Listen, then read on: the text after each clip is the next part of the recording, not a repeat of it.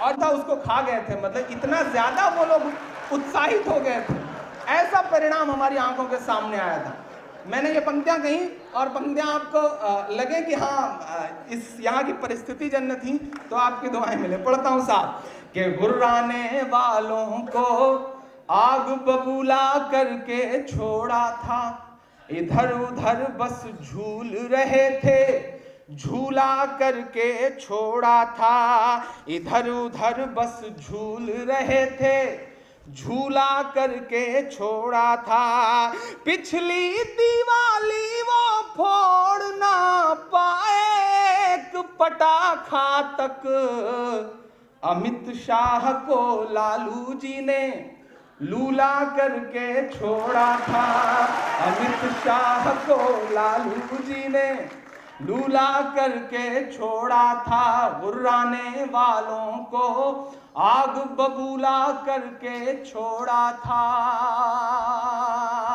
एक और चीज के लिए मैं मुबारकबाद दूंगा, मैं देश के कि सेकुलरिज्म जो लफ्ज है, इस देश में धर्मनिरपेक्षता जो शब्द है, अगर उसे सच में पिछले 25-30 साल में किसी ने अपनी जिंदगी का असल मकसद बना के रखा तो इसमें कोई दो राय नहीं है, वो लालू जी है। इस बात पर लड़ाई लड़ी जा सकती है, इस बात पर बहस की जा सकती है। मैं जिस सूबे से आता हूं उस सूबे में भी सेकुलरिज्म के अलंबरदार लोग हैं, लेकिन मेरा अपना मानना है कि जिस दिलेरी के साथ लालू जी ने इस शब्द को निभाया है वैसा पूरे देश में किसी ने नहीं निभाया। वक्त आने पर लोगों ने समझौते भी किए हैं, वक्त आने पर लोगों ने अपने आप को डाउन भी किया है, लेकिन लालू जी लड़ते रहे। और यही वजह है कि सबसे ज्यादा अगर निशाने पर कोई रहा पूरे देश में तो वो लालू जी रहे। ये बात आपको भी समझने की जरूरत है। इस देश में मीडिया ने सबसे ज्यादा मजाक बनाने की कोशिश की, सबसे ज्यादा किसी का चरित्र हनन करने की कोशिश की तो वो लालू जी रहे। ऐसे घोटालों से नाम जोड़ा गया जिसका कोई मतलब नहीं था। इस देश में लाखों करोड़ का घोटाला किए हुए लोग हैं जिनके नाम के साथ घोटाला लफ्ज नहीं इस्तेमाल करती इस देश की मीडिया, लेकिन लालू जी को लगातार बदनाम करने की कोशिश की गई। और अब स्थिति यह है कि परिवार पर निशाने साधे जा रहे हैं। लेकिन बिहार वालों, इन चीजों से घबराने का नहीं है साहब, क्योंकि अगर दोनों तरफ सूरज तराजू में नहीं होता, तेरा साया मेरे साये के पहलू में नहीं होता, और तेरा साया मेरे साये के पहलू में नहीं होता, और सहारा हो ना हो मैं नाव ले जाऊंगा साहिल तक, हुनर मल्लाह में होता है चप्पू में नहीं होता, हुनर मल्लाह में होता है चप्पू में नहीं होता। और मैं रात तेजस्वी जी से बात करते हुए बात कह भी रहा था कि यकीनन देश के लिए थोड़ा सा निराशा का दौर है, यकीनन देश के लिए थोड़ा सा मुश्किल का दौर है, लेकिन यह दौर सबसे उपजाऊ भी है सेकुलर फोर्सेज को एक साथ करने का। जब चीजें बदलती हैं तो लोग एकजुट आने की मुहिम में लगते हैं, और बिहार ने इसे बहुत आसानी से इंप्लीमेंट करके दिखाया। इसलिए भी बिहार वालों में आपसे उम्मीद में। और एक बात बहुत जिम्मेदारी से मैंने पिछले 30 साल की अपनी जिंदगी में जो कुछ समझा है, जाना है, सेकुलरिज्म बचाने की, सेकुलरिज्म आगे बढ़ाने की जिम्मेदारी हम तमाम पुरुष वर्ग उठाते रहते हैं, लेकिन दोनों वर्गों के लोग बैठे हैं यहां पर। मैं एक बात आपसे बहुत जिम्मेदारी से कह रहा हूं कि सेकुलरिज्म को तब तक बहुत सलीके से आगे नहीं बढ़ाया जा सकता, सांप्रदायिकता के खिलाफ की जो लड़ाई है वो तब तक बहुत कारगर साबित नहीं हो सकती जब तक आपके परिवारों की औरतें एक दूसरे से आपस में मिलना जुलना नहीं शुरू करेंगी। आप इस बात को बहुत गंभीरता से समझिएगा। हम पुरुष लोग तो शाम में चाय की दुकान पर मिल लेते हैं, हम राजनीतिक चर्चाओं में मिल लेते हैं, लेकिन घरों में रह करके टीवी चैनलों के जरिए जो हमारे परिवार की औरतों के दिलो दिमाग में जहर भरा जा रहा है वो कहीं निकल नहीं पाता है। हमारे परिवार की औरतें ये मान लेती हैं कि हाँ ठीक है, वो म्लेच्छ हैं, वो ऐसे हैं, और सामने वाले तो हिंदू हैं, तो कट्टर हैं, तो ऐसे हैं। इन चीजों को अगर आप जड़ से खत्म करना चाहते हैं तो कोशिश करके, यहाँ जितने कार्यकर्ता और तमाम जिम्मेदार लोग बैठे हैं, मैं चाहूंगा कि तमाम हिंदू, मुसलमान, सिख, ईसाई ये आपस में अपने परिवारों की औरतों के बीच में बातचीत का सिलसिला शुरू करें, तब जाकर के चीजें शायद बेहतर हो सकेंगी। क्योंकि न तेरा है न मेरा है, ये हिंदुस्तान सबका है, न तेरा है न मेरा है, ये हिंदुस्तान सबका है। नहीं समझी गई ये बात तो नुकसान सबका है, नहीं समझी गई ये बात तो नुकसान सबका है। और जो इसमें मिल गई नदियां वो दिखलाई नहीं देती महासागर बनाने में, मगर एहसान सबका है। ये हम समझ जाएंगे जिस दिन, उस दिन इनसे लड़ाई थोड़ी सी आसान हो जाएगी। मैं एक कविता आपको सुनाता हूं, एक नई सी नज्म आपके सामने रखने की कोशिश करता हूं।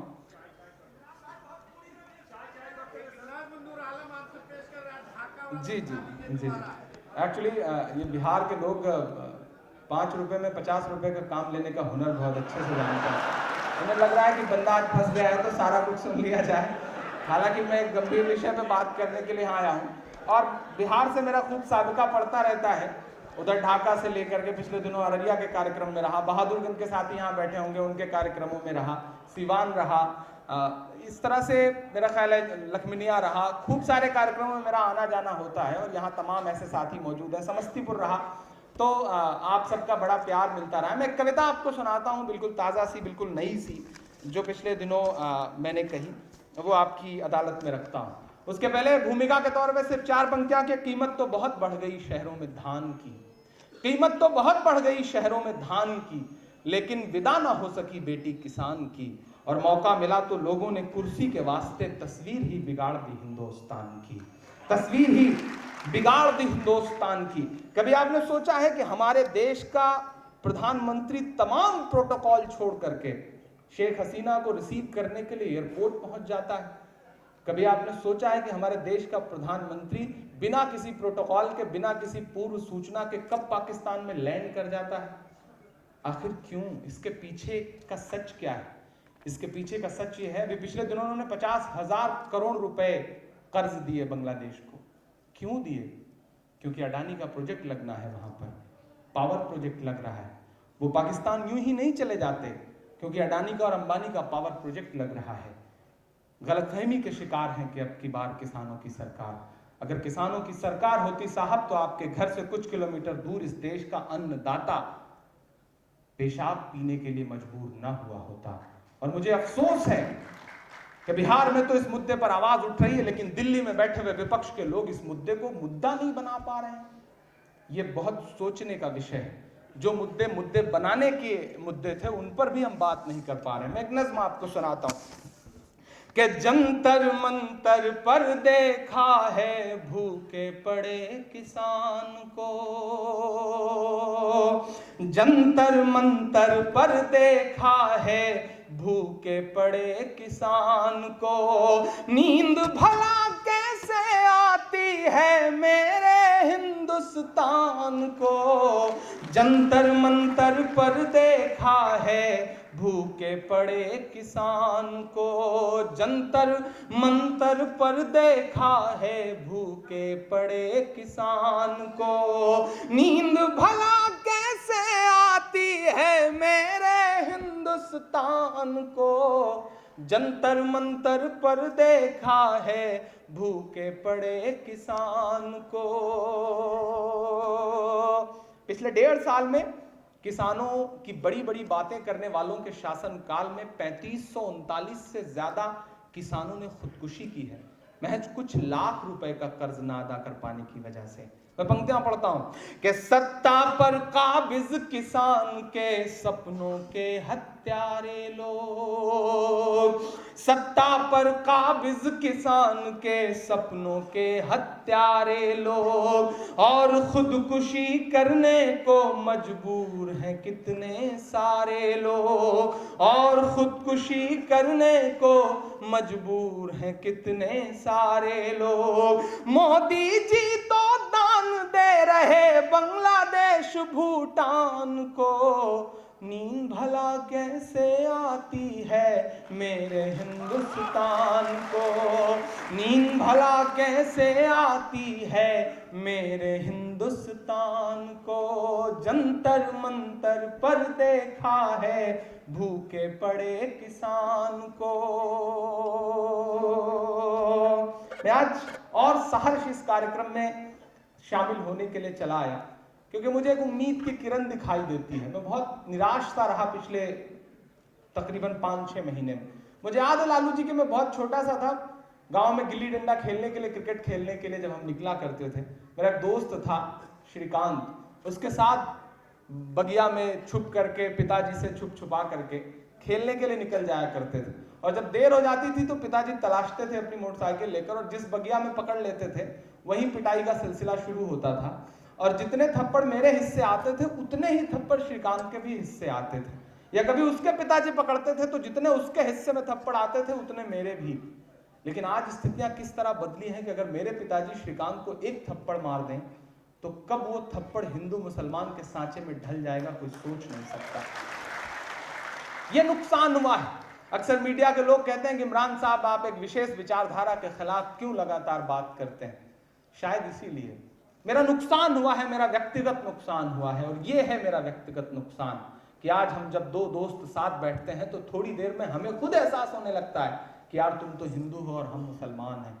कहीं ना कहीं इस एहसास को बचाने की लड़ाई लड़नी पड़ेगी। मैं पंक्तियां पढ़ता हूं कि राष्ट्रवाद की इस अफीम का कैसा गोरख धंधा है,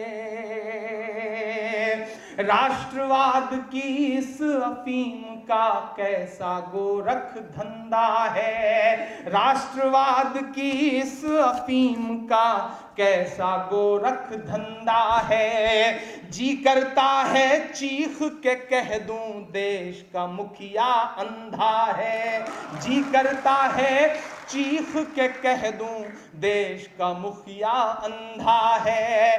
दो खेमे में बांटता है शमशान को कब्रिस्तान को, नींद भला कैसे आती है मेरे हिंदुस्तान को, नींद भला कैसे आती है मेरे हिंदुस्तान को। जंतर मंतर पर देखा है भूखे पड़े किसान को। आखिरी पंक्तियां इस कविता की, इस नज्म की आपको सुनाता हूं के नफरत सर चढ़ कर बोले है गांव गांव में दंगे हैं। किसी ने कहा कि मंजिल सभी की एक है, राहें अलग अलग, वो एक है पर अपनी निगाहें अलग अलग। मंदिर में है भगवान तो मस्जिद में खुदा है, किसने कहा हिंदू से मुसलमान जुदा है। जो ये बात कहने वाले लोग हैं वो कितनी सफाई से, मेरे कुछ बड़े बुजुर्ग हैं जिनके साथ में बैठता हूं तो वो एक बात कहते हैं कि ये जो फासिस्ट ताकतें हैं ये दशानन हैं, इनके पास 10 सर है। एक सर है जो सांप्रदायिकता के मुद्दे को हवा देता है, एक सर है, एक चेहरा है जो चौराहों पर उत्पात मचाते हैं, एक चेहरा है जो बौद्धिक बन करके इसे डिफेंस करता है, और एक चेहरा है जो राष्ट्रवाद की बड़ी बड़ी बातें करेगा, सैनिकों के शहादत पे बड़ी बड़ी बातें करेगा और फिर आपको उसी तरफ लेके चला जाएगा।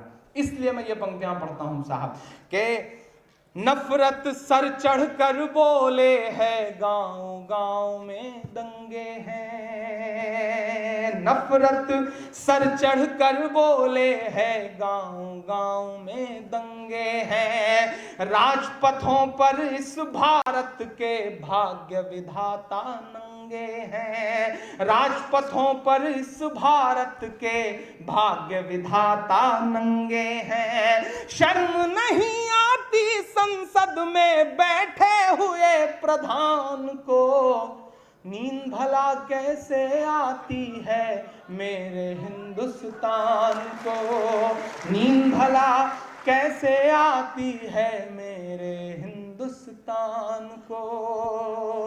के वाह रे देश के चौकीदार, वाह रे देश के चौकीदार, देश के चौकीदार, वाह रे देश के चौकीदार।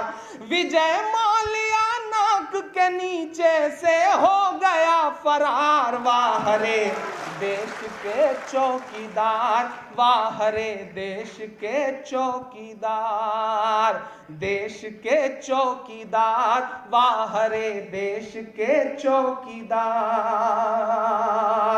और एक शायर के दिल से निकली हुई पंक्ति है और लालू जी ने हमेशा इस मंचों से इस बात पे मुहर भी लगाई है। मैं पढ़ता हूं साहब कि देश के चौकीदार, वाह रे देश के चौकीदार, तुमसे ज्यादा असरदार था वो पिछला सरदार, वाह रे देश के चौकीदार, वाह रे देश के चौकीदार। के देश चलाना चाय बनाने जैसा काम नहीं है। मैं तो अक्सर सोचता हूं कि आप सबको ये नसीहत है मेरी, अगर किसी भी ढाबे पर कोई बच्चा जो है वो चाय वाय बेचता मिल जाए तो उसे तुरंत पकड़िए, स्कूल ले जाइए, ताकि वो आने वाले वक्त में देश का भविष्य न खराब कर सके। मैं पढ़ता हूं पंक्तियां साहब कि देश चलाना चाय बनाने जैसा काम नहीं है, नफरत वाली राय बनाने जैसा काम नहीं है। एक किसान ना कर्ज चुकाए तो फांसी का फंदा, एक किसान ना कर्ज चुकाए तो फांसी का फंदा, और मालिया लंदन घूमे बाहर तेरा धंधा, और मालिया लंदन घूमे बाहर तेरा धंधा। जिसे जेल में होना था वो घूम रहा लंदन है। गिरफ्तार हुए, देश की मीडिया को ऐसा लगा जैसे तोहफा मिल गया, मोदी जी का एक और कारनामा, विजय माल्या लंदन में फरार। फिर बताना पड़ा 3 घंटे बाद जमानत हो गई। मैं पंक्तियां पढ़ता हूं साहब, किस तरह से मतलब चेहरे बदलने पड़ते हैं। मैं पढ़ता हूं साहब, मेरी आंखों के सामने एक तस्वीर लगी है। यहाँ बहुत सारी तस्वीरें हैं, बड़े बड़े नायकों की तस्वीरें, लेकिन खास तौर से जो राजद का युवा नेतृत्व है, मैं उसको मुबारकबाद दूंगा कि मेरी आंखों के सामने जो रोहित वेमुला की तस्वीर लगी है, ये अपने आप में एक बहुत बड़ा संदेशा है। और तेजस्वी भाई, तेज प्रताप भाई, आपको इस बात के लिए मुबारकबाद। और लालू जी, आप यकीन करें, मैं पूरी जिम्मेदारी से एक युवा होने के नाते ये बात कह रहा हूं, आप खुशनसीब हैं कि आपकी विरासत बहुत मजबूत कंधों पर और बहुत समझदार कंधों पर। और मैं तो चाहता हूं कि आप की जो सामर्थ्य है, आप उसके साथ देश के सामने आए हैं। लेकिन मेरी एक मांग भी है कि युवा शायर होने के नाते मैं आपसे एक मांग करता हूं कि तेजस्वी जी और तेज प्रताप जी के हाथ खोलिए, पूरा देश उनका इंतजार कर रहा है, उन्हें देश के सामने लाया जाए। मैं एक युवा होने के नाते ये मांग कर रहा हूं, और उनके आपकी सरपरस्ती में, माँ बाप की सरपरस्ती में जो उनके अंदर मैंने संस्कार पाए हैं, और इसलिए भी मैं परिवार वाले लोगों की इज्जत करता हूं। जो पारिवारिक लोग हैं वो कहीं ना कहीं अपने अंदर संवेदनशीलता रखते हैं, वो अपने अंदर एहसास रखते हैं, जज्बात रखते हैं। लेकिन जिनके न परिवार है, ना आगे नाक न पीछे पगहा, वो क्या जाने साहब। मेरे अवध की बहुत महत्वपूर्ण कहावत है ये, उन्हें कुछ पता नहीं। और जिस तरह से रोमियो स्क्वाड बना दो, ऐसा कर दो, खाने पे पाबंदी लगा दो, न दिल्ली वाला परिवार बसाना, न उत्तर प्रदेश के लखनऊ वाले परिवार। हम लोगों को तो बड़ा डर लगता है कि आने वाले वक्त में हम लोग कुंवारे ही तो नहीं निपट जाएंगे। ये स्थितियां हो गई, इसलिए भी हमारी चिंता बढ़ी है। मैं पढ़ता हूं साहब कि देश चलाना चाय बनाने जैसा काम नहीं है, नफरत वाली राय बनाने जैसा काम नहीं है। एक किसान ना कर्ज चुकाए तो फांसी का फंदा, और मालिया लंदन घूमे बाहर तेरा धंधा। जिसे जेल में होना था वो घूम रहा लंदन है। राष्ट्रभक्त सब चुप बैठे हैं, अजब दोगलापन है। राष्ट्रभक्त सब चुप बैठे हैं, अजब दोगलापन है। जो ये बातें कह दे वो हो जाएगा गद्दार, वाह रे देश के चौकीदार, वाह रे देश के चौकीदार। इसी बीच स्टेज पर चाय आई है, और चाय वालों के बारे में कुछ भी बोलते हुए डर लगता है, कब कौन प्रधानमंत्री बन जाए कोई भरोसा भी नहीं रहता। इसलिए चाय का आना भी एक शुभ संकेत ही है। और अच्छा, ये बिहार है साहब, ये जिनमें क्षमताएं हैं प्रधानमंत्री बनने की, उनसे भी चाय पिलवा रहे हैं, तो ये बहुत बड़ी बात है। ये बिहार ही करवा सकता है साहब। बिहार के इस सामर्थ्य को सलाम। और बिहार बड़ा अनूठा शहर है। वो पिछले दिनों उत्तर प्रदेश का, महाराष्ट्र का और बिहार का एक आदमी साथ में सफर कर रहे थे, 3 दोस्त आपस में बातचीत चली, तो तीनों ने मस्ती और मतलब शेखी बघारना होता है ना, तो महाराष्ट्र वाले ने कहा हम जिंदगी जीते हैं बॉलीवुड स्टाइल में, जिंदगी ऐश करते हैं, जिंदगी जीते हैं। उत्तर प्रदेश वालों ने कहा नहीं, हम जिंदगी जीते हैं। बिहार वाले ने कहा तुम लोग क्या खाक जीते हो, जीते तो हम लोग हैं, ये बस साबित करो। साबित करने की बात आई तो महाराष्ट्र वाले ने 500 का नोट निकाला, उसको मोड़ करके सिगरेट बनाया और जला के पीने लगा, और कहा देखो हम लम्हा भर में 500 रुपए की सिगरेट पी जाते हैं। पलट के उत्तर प्रदेश वाले की तरफ देखा दोनों ने, आप बताओ कैसे जिंदगी जीते हो। उसने 2000 की नोट निकाली और उसको मोड़ के जला के सिगरेट बनाया और पीने लगा। कहा देखो हम लम्हा भर में 2000 की सिगरेट पी लेते हैं। दोनों पलट के बिहार वाले की तरफ देखने लगे कि बेटा 2000 से बड़ी तो नोट भी नहीं होती, अब क्या करो। लेकिन ये बिहार है साहब, सलाम है इस बिहार को उसने 1 मिनट सोचा और सोचने के बाद फिर अपना ब्रीफकेस खोला, चेकबुक निकाला, उस पर भरा 5 लाख, उसको मोड़ करके जला के सिगरेट पीने लगा। ये हुनर आता है बिहार को। मैं इसलिए भी बिहार को सलाम करता और इसलिए भी मैं बिहार की क्षमताओं को लेकर के बहुत आशान्वित हूं कि यह काम बिहार ही कर सकता है। दिल्ली में बहुत सारे साथी मिलते हैं बिहार के और कमाल है, मतलब मैं पिछले दिनों दिल्ली से इलाहाबाद आ रहा था, मेरे साथ बिहार का एक लड़का भी सफर कर रहा था। ऊपर की बर्थ पर हम लोग बैठे थे। अलीगढ़ में 2 खूबसूरत सी युवतियां जो हैं वो चढ़ी ट्रेन में, आपस में बातचीत शुरू हो गई पति को लेकर के। तो उसने कहा कब शादी वादी कर रही हैं आप, विवाह कब कर रही हैं? तो उसने कहा तलाश रही हूँ। उसने कहा कैसा पति चाहिए? तो उसने कहा करोड़पति। तो पहली वाली समझदार थी, मॉडर्न जमाने की, तो उसने कहा अगर करोड़पति नहीं मिले तो उसने कहा कोई बात नहीं, 50-50 लाख के 2 कर दूंगी। तो पहली वाली ने कहा अगर 50 के 2। बिहार की क्षमताओं को सलाम करता हूं और मैं चाहता हूं कि बिहार अपनी इस क्षमता के साथ देश के सामने आए। मैंने थोड़ा सा आपको हास परिहास के मूड में इसलिए लाया क्योंकि बड़े गंभीर विषय पर बातचीत करते हुए आप थोड़े से सांप्रदायिक ताकतों से लड़ने का हुनर हम सब के अंदर आ सके। मैं इसलिए भी आप सारे लोगों को सलाम करता हूं। मैं 4 पंक्तियां पढ़ता हूं। आई के डीजल और पेट्रोल फिर से महंगा, खबर आई कि चीज़ें दिनों दिन महंगी होती जा रही हैं। तो मुझे लगा कि एमसीडी इलेक्शन में जो खर्च हुआ है उसको वसूलेंगे कहाँ से साहब? उत्तर प्रदेश चुनाव में जो खर्च हुआ है उसे कहाँ से वसूला जाएगा? ऐसे ही तो वसूला जाएगा।